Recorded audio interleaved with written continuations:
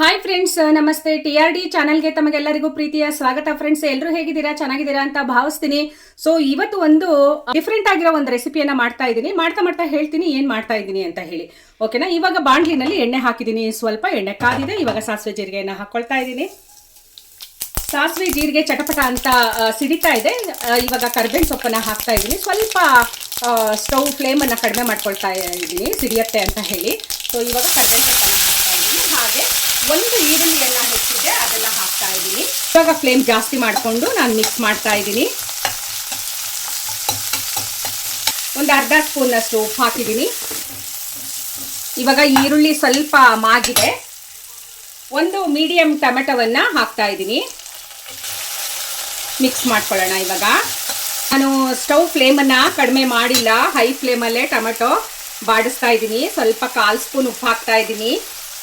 ಆವಾಗಲೇ ಈರುಳ್ಳಿಗೂ ಒಂದು 1/4 ಸ್ಪೂನಷ್ಟು ಉಪ್ಪು ಹಾಕಿದ್ದೆ. ಇವಾಗ ಟೊಮೆಟೊಗೂ ಸಹ ಒಂದು 1/4 ಸ್ಪೂನಷ್ಟು ಉಪ್ಪು ಹಾಕ್ತಾ ಇದ್ದೀನಿ. ಟೊಮೆಟೊ ಇನ್ನೊಂದು ಸ್ವಲ್ಪ ಬೇಯಬೇಕು. ಇವಾಗ ಫ್ಲೇಮ್ ಸ್ವಲ್ಪ ಕಡಿಮೆ ಮಾಡ್ತಾ ಇದ್ದೀನಿ. ಸೊ ಇವಾಗ ಇದು ಬೆಂದಿರತ್ತೆ, ನೋಡೋಣ ತೆಗೆದು. ಓಕೆ, ಆಗಿದೆ ಇದು.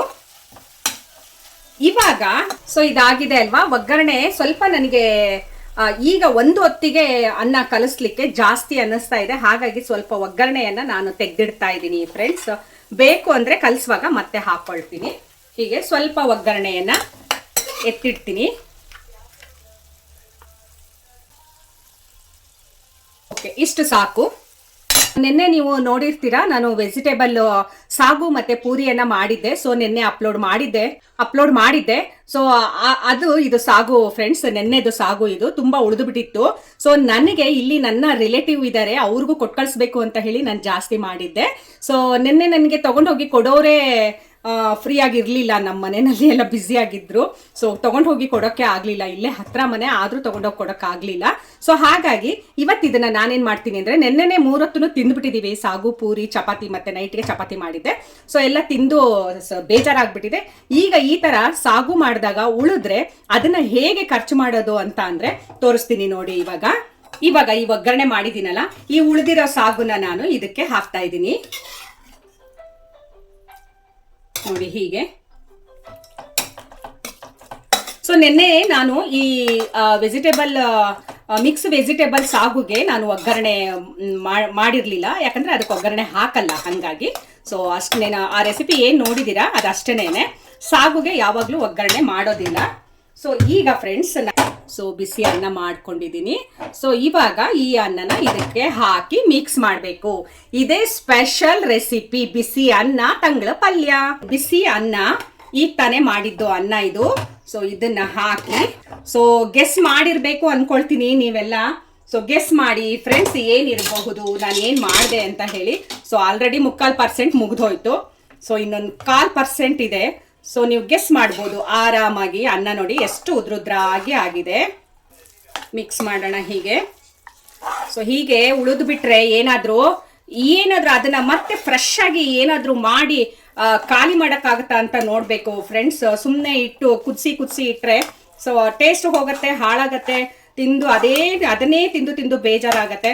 ಸೊ ಹಸುಗಳಿದ್ರೆ ಪರವಾಗಿಲ್ಲ, ಹಸುಗಳಿಗೆ ಹಾಕ್ಬೋದು, ತೊಂದರೆ ಇಲ್ಲ. ಸೊ ಹಸುಗಳಿಲ್ಲ ಅಂತ ಅಂದ್ರೆ ಬಿಸಾಕ್ಬೇಕಾಗತ್ತಲ್ವಾ, ಹೊಟ್ಟೆ ಉರಿಯತ್ತಲ್ವಾ ಬಿಸಾಕೋಕೆ. ಚೆನ್ನಾಗಿ ಮಿಕ್ಸ್ ಮಾಡ್ಕೊಳ್ಬೇಕು. ಸೊ ಪಲ್ಯ ನೋಡ್ಕೊಂಡು ಹಾಕೊಳ್ಳಿ, ಇನ್ನು ಇಡ್ಸತ್ತೆ ಅಂದ್ರೆ ಹಾಕೊಳ್ಳಿ, ಗೊತ್ತಾಗತ್ತೆ ಅಲ್ವಾ ಕಲ್ಸುವಾಗ.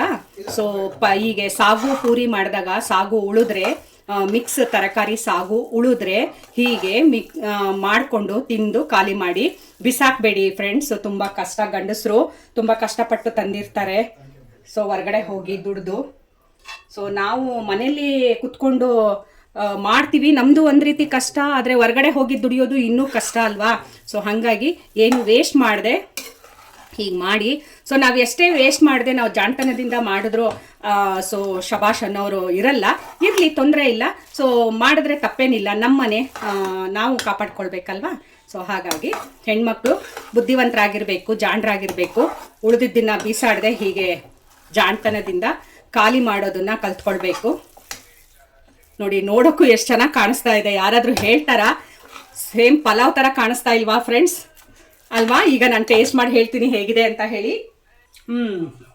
ಅಬ್ಬಬ್ಬಾ, ಫ್ರೆಂಡ್ಸ್ ನಿಜವಾಗ್ಲೂ ಹೇಳ್ತೀನಿ, ಎಷ್ಟು ಸಖತ್ತಾಗಿದೆ ಅಂದರೆ ಸೂಪರಾಗಿ ಆಗಿದೆ ಫ್ರೆಂಡ್ಸ್. ನೀವು ಇಮೇಜ್ ಕೂಡ ಮಾಡೋಕ್ಕಾಗಲ್ಲ, ಅಷ್ಟು ಸೂಪರಾಗಿ ಆಗಿದೆ. ಸಾಗು ಪಲಾವ್ ಇದು ಇವತ್ತು ಹೊಸ ರೆಸಿಪಿ ಇದು ನಿಮ್ಗೆಲ್ರಿಗೂ. ಸೊ ಹೀಗೆ ನೀವು ಮಾಡ್ತೀರಾ ಅಂತ ನಾನು ಅಂದ್ಕೊಂಡಿದ್ದೀನಿ. ಒಂದ್ಸಲ ಟ್ರೈ ಮಾಡಿ, ನಿಮಗೆ ಇಷ್ಟ ಆಗತ್ತೆ. ಸೊ ಈ ರೀತಿ ಉಳಿದಾಗ ಸಾಗು ಮಾಡಿಕೊಂಡ್ರೆ ಸಖತ್ ರುಚಿಯಾಗಿದೆ ಫ್ರೆಂಡ್ಸ್, ಹೇಳೋಕ್ಕಾಗೋದೇ ಇಲ್ಲ. ಮಾಡ್ಕೋಬೇಕು, ತಿನ್ನಬೇಕು, ಆಮೇಲೆ ಹೇಳಬೇಕು. ನೀವೇ ಹೇಳ್ತೀರಾ, ಒಂದ್ಸಲ ಟ್ರೈ ಮಾಡಿ. ನಿಮ್ಮನೇಲೂ ಸಾಗು ಉಳಿದ್ರೆ ಹಿಂದಿನ ದಿನದ್ದು ಮರುದಿನಕ್ಕೆ ಹೀಗೆ ಅನ್ನ ಮಾಡಿ ಒಗ್ಗರಣೆ ಮಾಡಿಕೊಂಡು ಕಲಸಿ ಸೂಪರ್ ಆಗಿದೆ. ಮತ್ತೆ ಮತ್ತೆ ಕೇಳ್ತಾರೆ ಮನೆಯವರು, ಅಷ್ಟು ಚೆನ್ನಾಗಿದೆ. 100% ಹೇಳ್ತಾ ಇದ್ದೀನಿ, 100% ಸೂಪರ್ ಆಗಿದೆ.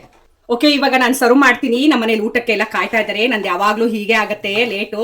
ಸೊ ಈಗ ನೋಡಿ ಹೇಗಿದೆ, ಹೇಗೆ ಕಾಣಿಸ್ತಾ ಇದೆ, ಸೇಮ್ ಪಲಾವ್ ತರ ಕಾಣಿಸ್ತಾ ಇದೆ ಅಲ್ವಾ, ಸಖತ್ತಾಗಿದೆ. ನಾನು ಇವತ್ತು ಒಗ್ಗರಣೆ ಎಕ್ಸ್ಟ್ರಾ ಹಾಕೊಂಡು ಕಲಸಿದ ಕಾರಣ ಏನು ಅಂದ್ರೆ, ನಿನ್ನೆ ಸಾಗುಗೆ ಟೊಮೆಟೊ ಒಗ್ಗರಣೆ ಮಾಡಿರ್ಲಿಲ್ಲ.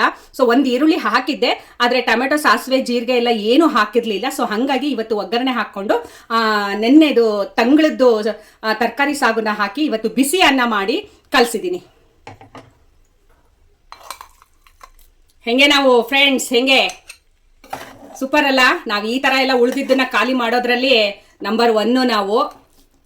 ಬಿಸಾಡೋದಿಲ್ಲ ಉಳಿದ್ರೆ.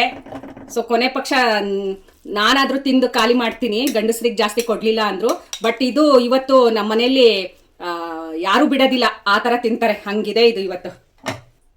ತಂಗಳು ಮಿಕ್ಸ್ ತರಕಾರಿ ಸಾಗು ಮತ್ತು ಬಿಸಿ ಅನ್ನ ಒಗ್ಗರಣೆ ಮಾಡಿಕೊಂಡು, ಎಕ್ಸ್ಟ್ರಾ ಒಗ್ಗರಣೆ ಮಾಡಿಕೊಂಡು ಇವತ್ತು ಪಲಾವನ್ನು ಮಾಡಿದ್ದೀನಿ. ಸೊ ಉಳಿದಿತ್ತು, ಹಾಗಾಗಿ ಅದನ್ನು ಏನು ಮಾಡೋದು, ಬಿಸಾಕೋಕ್ಕಾಗಲ್ಲ ಅಂತ ಹೇಳಿ ನಾನು ಈ ರೀತಿ ಪಲ್ಯವನ್ನು ಉಪಯೋಗಿಸ್ಕೊಂಡು ಒಂದು ಒಳ್ಳೆ ರೆಸಿಪಿಯನ್ನು ಮಾಡಿದ್ದೀನಿ. ಸೊ ಈ ರೆಸಿಪಿ ನಿಮಗೆ ಹೇಗೆ ಅನ್ನಿಸ್ತು ಫ್ರೆಂಡ್ಸ್? ದಯವಿಟ್ಟು ಒಂದು ಕಮೆಂಟ್ ಮಾಡಿ, ಹಾಗೆ ಒಂದು ಲೈಕ್ ಕೊಡಿ, ಶೇರ್ ಮಾಡಿ, ನನ್ನ TRD ಚಾನಲ್ನ ಸಪೋರ್ಟ್ ಮಾಡಿ, ಸಬ್ಸ್ಕ್ರೈಬ್ ಮಾಡ್ಕೊಳ್ಳಿ ಅಂತ ಹೇಳ್ತಾ ಇವತ್ತಿನ ವಿಡಿಯೋವನ್ನು ಇಲ್ಲಿಗೆ ಮುಗಿಸ್ತಾ ಇದ್ದೀನಿ. ಫ್ರೆಂಡ್ಸ್, ಸಬ್ಸ್ಕ್ರೈಬ್ ಮಾಡ್ಕೊಳ್ಳೋದನ್ನು ಮರಿಬೇಡಿ. ಸೊ ನೀವೇ ನಮಗೆ ಸ್ಫೂರ್ತಿ ಫ್ರೆಂಡ್ಸು. ನೀವು ಸಪೋರ್ಟ್ ಮಾಡಿದ್ರೆ ನಾವು ಕೂಡ ಈ ರೀತಿ ಒಂದು ಒಳ್ಳೊಳ್ಳೆ ರೆಸಿಪಿಗಳನ್ನು ಮಾಡಿ ಅಪ್ಲೋಡ್ ಮಾಡೋಕ್ಕೆ ನಮಗೂ ತುಂಬ ಖುಷಿ ಆಗುತ್ತೆ. ಸೊ ಅದೊಂದೇ ಕಾರಣ, ದಯವಿಟ್ಟು ಸಬ್ಸ್ಕ್ರೈಬ್ ಮಾಡ್ಕೊಳ್ಳಿ ಅಂತ ಕೇಳ್ಕೊಳ್ತೀನಿ. ಓಕೆ ಫ್ರೆಂಡ್ಸ್, ಬಾಯ್ ಬಾಯ್.